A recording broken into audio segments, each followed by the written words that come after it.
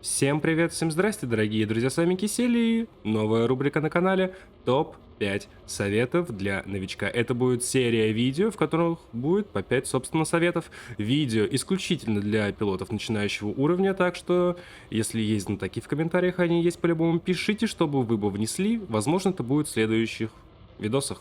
Ну что ж, с вас, как всегда, лайк, подписочка, колокольчик, а с меня контент. Поехали! И одна из первых проблем, с которой вы можете столкнуться, это построение маршрута, но не совсем его построение, а такой момент. Смотрите, в данном случае мой корабль может прыгнуть целых аж почти 70 лет. Это дофига.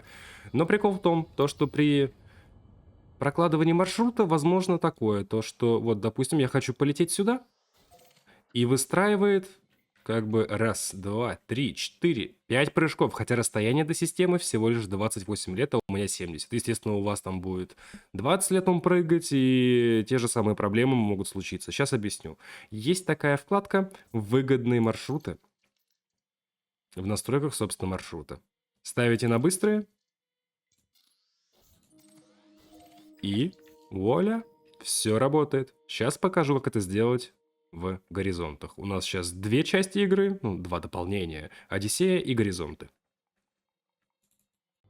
В горизонтах это находится в этом разделе «Быстрые маршруты, выгодные маршруты». Друзья, когда вы летаете между системами, скажем, на 10, 20, 30, 40, 50 лет, ставьте себе на корабль топливозаборник. Не обязательно максимальный уровень, как это делается на исследователях. Хотя бы, ну не знаю, вот допустим здесь у нас такие слоты, хотя бы третьего-второго размера на корабль, чтобы, если что, вы могли заправиться. Ибо, если у вас кончится топливо, вы не просто не сможете никуда прыгнуть, друзья, у вас он взорвется. И придется выплачивать страховку. Так что, ребят, без топливозаборника не советую далеко летать. Если у вас боевой фит, то используйте его внутри системы, по миссиям далеко не отлетая. На всякий случай. Мало ли что. Да и вообще топливозаборник довольно нужная вещь. Вот как раз таки я сейчас сказал про топливозаборник.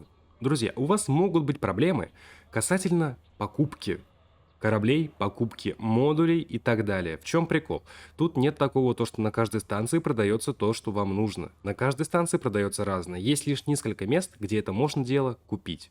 Но в одном это дороже на 20%, а в другом нужен ранг элиты. Любой. Боевой и так далее. Торговый, исследовательский, какой угодно. Но вначале у вас вряд ли это получится, поэтому я вам рекомендую следующее место. Эта система называется Бресло. У нее есть наземная база на планете iSolo Prospect. Так вот, там представлено все, что есть в игре. Все корабли, все различные модули. Вот на этой планете, вот это вот станция, ну, планетарный порт.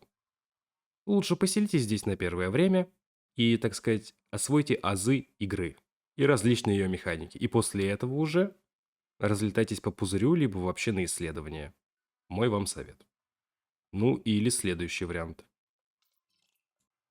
Это сайт EDB.io. Если не забуду, кину в описании ссылочку. Тут ищем простым способом. Заходим в раздел станции. Здесь Station Sell Ships. Пишем, какие корабли мы хотим, чтобы были на той станции в плане продажи. Допустим, хочу Чифтейна. Правильно? Правильно. После чего пишем модули, которые мы хотим. Допустим, я хочу FSD-шку какого-нибудь там размера. Допустим, вот да, вот Guardian, FSD Booster. Хочу еще, чтобы был Fuel Scope, то есть топливозаборник или топливный бак. Такое тоже имеется. И пишу систему, в которой я нахожусь. Скажем, я буду в той же системе, я не знаю, Alcor. Чисто на бум. И пишем Find Station. И таким образом ищем место, где мы можем это купить. Естественно, модулей и кораблей можете писать много. Но все же лучше в Бресло. Следующий важный момент. При покупке последующего корабля, на который вы так долго копили, неважно, что это было, сколько стоит, 10 миллионов, 30, 50, 100, 200, пол-лярда, неважно, всегда оставляйте запаску на страховку. Если вы ее не выплатите, будет грустно. То есть корабль стоимостью 100 миллионов, это учитывая стоимость корабля и модулей, которые находятся на нем, при уничтожении потребует у вас на восстановление 1/20 своей стоимости. То бишь 5 миллионов. Имейте хотя бы, ну, x3, x5, то есть, ну, чтобы несколько раз могли его заново, так сказать, себе восстановить. На всякий случай. Иначе все будет потеряно. И если там, друзья, будут, не дай бог, заинженеренные модули, они тоже будут потеряны. Такой момент. Для игроков, которые захотят позаниматься боевкой, так сказать, попробовать ее, там, полетать, поубивать непись и так далее, встает такой вопрос, какое оружие ставить? Для начала рекомендую вам хотя бы освоиться с некими механиками в данной игре. Но есть один момент. Вот, допустим, передо мной Кобра, один из моих любимых кораблей. Что у нас тут получается? 2 вторых слота, 2 первых.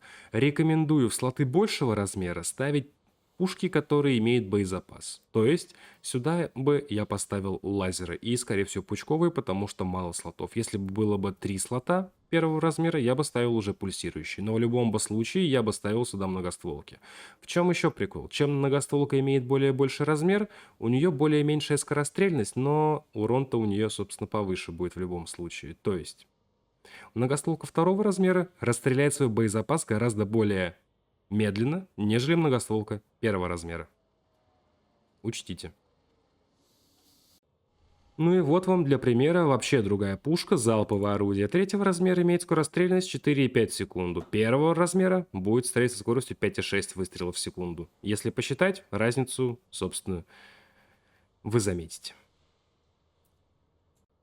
Ну, или же вот более яркий пример. Это Aliens Chieftain. Хороший корабль, чтобы, так сказать, познать боевку, даже если без инженеров. Тут у нас есть 2 третьих класса, 1 второй и 3 первых.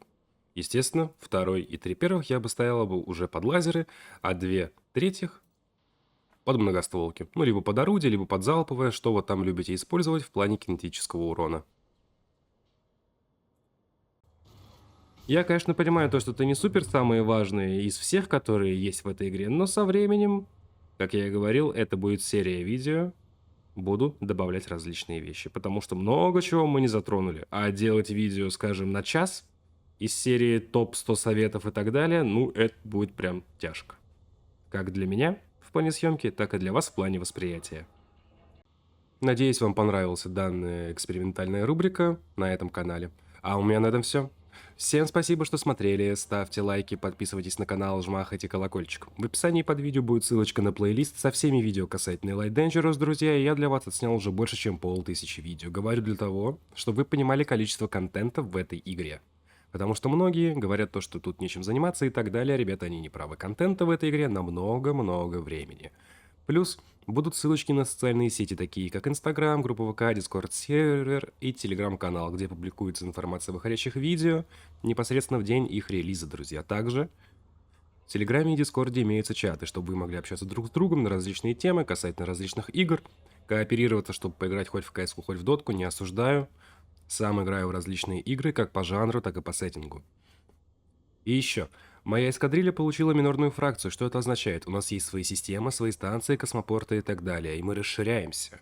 Если хотите в этом поучаствовать, то вам в Discord, там подробные правила вступления и так далее. И еще. Пожалуйста, пишите, какие игры вы хотите видеть на канале, какие обзоры, какие гайды, какие стримы. Спасибо. А на этом давайте прощаться. С вами был Кисель, всем до встречи и пока-пока.